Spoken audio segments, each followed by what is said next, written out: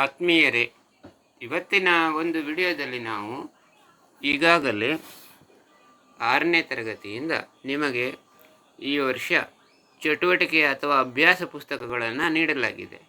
ಈ ಪುಸ್ತಕಗಳನ್ನು ವಿತರಿಸಿದ ನಂತರ ಅವುಗಳನ್ನು ಆನ್ಲೈನ್ನಲ್ಲಿ ಅಪ್ಡೇಟ್ ಮಾಡುವುದು ಕಡ್ಡಾಯವಾಗಿರುತ್ತದೆ. ಹಾಗಾದರೆ ಈ ಒಂದು ಪ್ರಕ್ರಿಯೆಯನ್ನು ಯಾವ ರೀತಿಯಾಗಿ ಮಾಡಬೇಕು ಅಂತ ತಿಳ್ಕೊಳ್ಳೋಣ. ಮೊದಲನೇದಾಗಿ ನೀವು ಸ್ಕೂಲ್ ಎಜುಕೇಷನ್ ವೆಬ್ಸೈಟ್ಗೆ ಹೋಗಬೇಕು. ಸ್ಕೂಲ್ ಎಜುಕೇಷನ್ ವೆಬ್ಸೈಟ್ನ ಅಡ್ರೆಸ್ ಸ್ವಲ್ಪ ಬದಲಾಗಿದೆ. ಮೊದಲು schooleducation.kar.nic.in ಇತ್ತು. ಈಗ ಅದು schooleducation.karnataka.gov.in ಅಂತ ಆಗಿದೆ. ನಾನು ಈಗ schooleducation.karnataka.gov.in ಮೇಲೆ ಕ್ಲಿಕ್ ಮಾಡ್ತೇನೆ. ಈ ರೀತಿಯಾಗಿ ಕ್ಲಿಕ್ ಮಾಡಿದಾಗ ನಿಮಗೆ ಒಂದು ಹೊಸ ವಿಂಡೋ ಓಪನ್ ಆಗುತ್ತೆ. ನಿಮಗೆ ಭಾಷೆಯನ್ನು ಬೇಕಾದರೆ ಅದನ್ನು ಕನ್ನಡದಲ್ಲಿ ಬೇಕಾದರೆ ಕನ್ನಡ ಮತ್ತು ಇಂಗ್ಲೀಷ್ನಲ್ಲಿ ಬೇಕಾದರೆ ಇಂಗ್ಲೀಷ್ನಲ್ಲಿ ಇಲ್ಲಿ ಪರಿವರ್ತಿಸ್ಕೊಳ್ಳಿಕ್ಕೆ ಅವಕಾಶ ಇದೆ. ಪ್ರಸ್ತುತವಾಗಿ ಇಲ್ಲಿ ನಾನು ಕನ್ನಡ ಭಾಷೆಯನ್ನು ಮಾಡ್ಕೊಂಡಿದ್ದೇನೆ. ಈ ರೀತಿಯಾಗಿ ನೀವು ಒಂದು ಸ್ಕೂಲ್ ಎಜುಕೇಷನ್ನ ಅಧಿಕೃತ ವೆಬ್ಸೈಟ್ಗೆ ಬಂದಾಗ ಇಲ್ಲಿ ರೈಟ್ ಸೈಡ್ನಲ್ಲಿ ನೀವು ನೋಡ್ತಾ ಬನ್ನಿ. ನೋಡಿ, ರೈಟ್ ಸೈಡ್ನಲ್ಲಿ ನಿಮಗೆ ಸ್ಕ್ರಾಲ್ ಡೌನ್ ಮಾಡ್ತಾ ಬಂದಾಗ ಇಲ್ಲಿ ನೋಡಿ ನಮಗೆ ಈ ಆಡಳಿತ ತಂತ್ರಾಂಶ ಎಂಜಿನಿಯರಿಂಗ್ ಸೇವೆಗಳು ಅಂತ ಇದೆ. ಅಂದರೆ ಇಂಗ್ಲೀಷ್ನಲ್ಲಿ ಇ ಗವರ್ನೆನ್ಸ್ ಮತ್ತು ಎಂಜಿನಿಯರಿಂಗ್ ಸರ್ವಿಸ್ ಅಂತ ಬರುತ್ತೆ. ಇ ಗವರ್ನೆನ್ಸ್ ಎಂಜಿನಿಯರಿಂಗ್ ಸರ್ವಿಸ್ ಅಂತ ಬರುತ್ತೆ. ಸೊ ಇದನ್ನು ನಾವು ಕ್ಲಿಕ್ ಮಾಡಬೇಕು.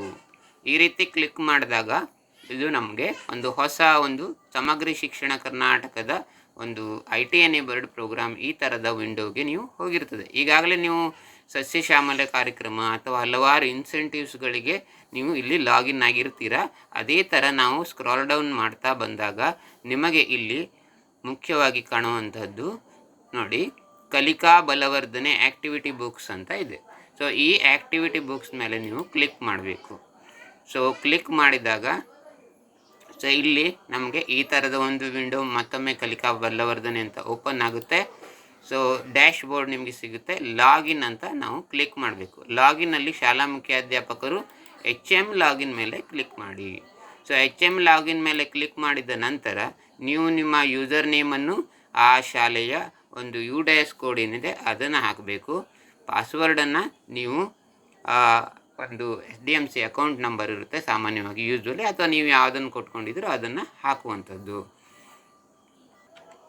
ಸೊ ಈಗ ನಾನು ಒಂದು ಶಾಲೆಯ ಯೂಸರ್ ನೇಮ್ ಮತ್ತು ಪಾಸ್ವರ್ಡನ್ನು ಎಂಟ್ರಿ ಮಾಡಿದ್ದೇನೆ ಮತ್ತು ಲಾಗಿನ್ ಮೇಲೆ ಕ್ಲಿಕ್ ಮಾಡಿದ್ದೇನೆ.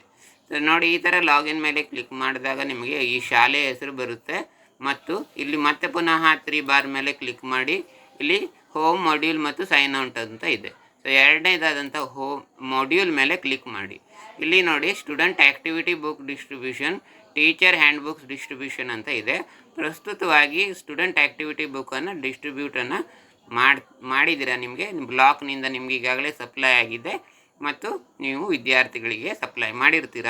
So student activity books distribution ಮೇಲೆ ನೀವು ಕ್ಲಿಕ್ ಮಾಡಿ.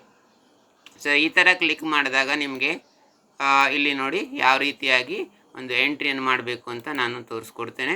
ಸ್ವಲ್ಪ ವಿಂಡೋನ ಸೈಜನ್ನು ಸ್ವಲ್ಪ ಕಡಿಮೆ ಇಟ್ಕೊಂಡ್ರೂ ಕೂಡ ನಿಮಗೆ ಅನುಕೂಲ. ಓಕೆ ನೋಡಿ, ಇಲ್ಲಿಗ ನೀವು select the medium. For example ಈ ಶಾಲೆ ಇದು ಕನ್ನಡ ಮೀಡಿಯಮ್ ಆಗಿರೋದ್ರಿಂದ ನಾನು ಕನ್ನಡ ಮೀಡಿಯಮನ್ನು ಸಿಲೆಕ್ಟ್ ಮಾಡ್ತೇನೆ. ಅದೇ ರೀತಿ ಕ್ಲಾಸನ್ನು ತೆಗೆದುಕೊಂಡ್ರೆ ಪ್ರಸ್ತುತ 6ನೇ ಕ್ಲಾಸಿಗೆ ಸಪ್ಲೈ ಆಗಿದೆ. ಸೊ 6ನೇ ಕ್ಲಾಸ್ನ ಕನ್ನಡವನ್ನು ಸಪ್ಲೈ ಮಾಡಿದ್ದನ್ನು ಬರೀತೇನೆ.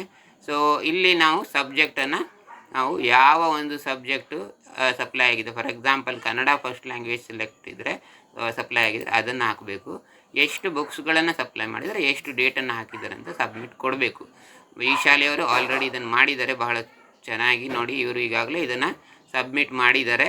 ಸೊ ಏನಾದರೂ ಬದಲಾವಣೆಗಳಿದ್ದರೆ ಡಿಲೀಟ್ ಮಾಡಲಿಕ್ಕೂ ಕೂಡ ಅವಕಾಶಗಳಿದೆ. ಬಟ್ ತುಂಬುವಾಗ ತುಂಬ ಸರಳ ಇದೆ. ಈ ರೀತಿಯಾಗಿ ತುಂಬಿ ನಿಮ್ಮ ಒಂದು ಸಬ್ಮಿಟನ್ನು ಕೊಟ್ಟರೆ so book distribution progress entry ಆಗುತ್ತೆ ಅಂತ ಹೇಳ್ತಾ ಈ ವಿಡಿಯೋವನ್ನು ಮುಕ್ತಾಯಗೊಳಿಸ್ತಿದ್ದೇನೆ. Thank you.